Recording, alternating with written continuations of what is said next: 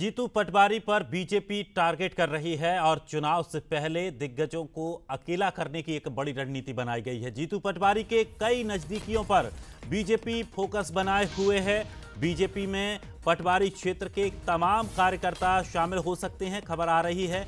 और बता दें कि पिछले कुछ दिनों में इंदौर में बड़ा दल बदल हुआ है। अंतर सिंह दरबार, पंकज संघवी भी आज पार्टी में शामिल होने वाले हैं। तो इससे पहले भी अगर इंदौर को लेकर बात करें तो तमाम जो सीनियर नेता कांग्रेस के रहे, उन्होंने सभी ने अब दामन छोड़कर कांग्रेस का और बीजेपी का हाथ थाम लिया है। लेकिन सबसे बड़ी बात यह है कि एक रणनीति के तहत किया जा रहा है। दरअसल बीजेपी जीतू पटवारी को टारगेट कर रही है। जीतू पटवारी को जब से पीसीसी चीफ की कमान सौंपी है तो पीसीसी चीफ को घेरने के लिए रणनीति बनाई गई है, जिससे कि दिग्गज अकेले रहें और अकेले कर देने की ये रणनीति है। दरअसल ये बीजेपी का मेंटल गेम है और इसी गेम के तहत बीजेपी इस तरह से लगातार कांग्रेस के कार्यकर्ताओं को, कांग्रेस के नेताओं को बीजेपी में शामिल करा रही है। तो एक तरफ छिंदवाड़ा पर भी बीजेपी का फोकस बना हुआ है, दूसरी तरफ जीतू पटवारी और खासकर मालवांचल को भी लेकर पूरी तरह से बीजेपी फोकस में है।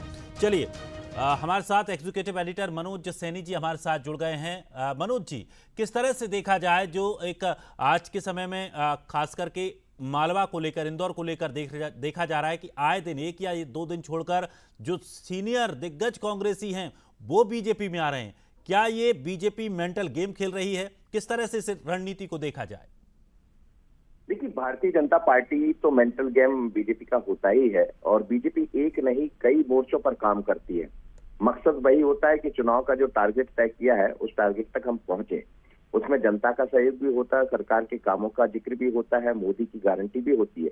लेकिन उसके इतर दूसरी चीजें यह है कि विपक्ष कैसे, कमजोर तो नहीं कहूंगा मैं, लेकिन विपक्ष पर हमला और होता भी है। सत्ता और विपक्ष जब दोनों दल होते तो एक दूसरे पर प्रहार प्रहार किए जाते हैं, उसी का हिस्सा है। लेकिन निश्चित रूप से मालवा में अंतर सिंह की बात करें या पंकज संघवी जो आज भारतीय जनता पार्टी में शामिल होने जा रहे हैं, उसके अलावा ऐसी खबरें हैं कि कुछ और भी जनजातीय क्षेत्र के नेता बीजेपी का दामन थाम सकते हैं। हाल ही में हमने सुरेश पचौरी और उनके साथ बड़े 2 नेता संजय शुक्ला, विशाल पटेल को आते हुए देखा।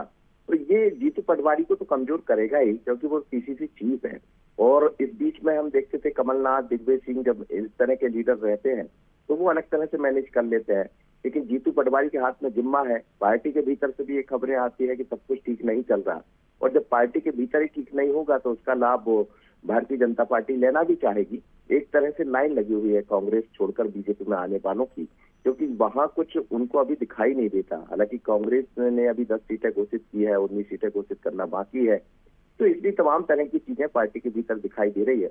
और जीतू पटवारी ऑलरेडी, आप देखिए, वो खुद द्रोणाचार बताना पड़ता उनको गोविंद सिंह को, उसके बाद दूसरा एक वीडियो सामने आ जाता। तो इस तरह के चाहे चंबल, ग्वालियर, मालवा, महाकौशल, सभी जगह से ऐसी खबरें आ रही। तो इसका जिम्मा तो इस समय पीसीसी चीफ के रूप में जीतू पटवारी है। तो जाहिर है कि उनको कमजोर तो किया ही जाएगा और कमजोर होंगे भी।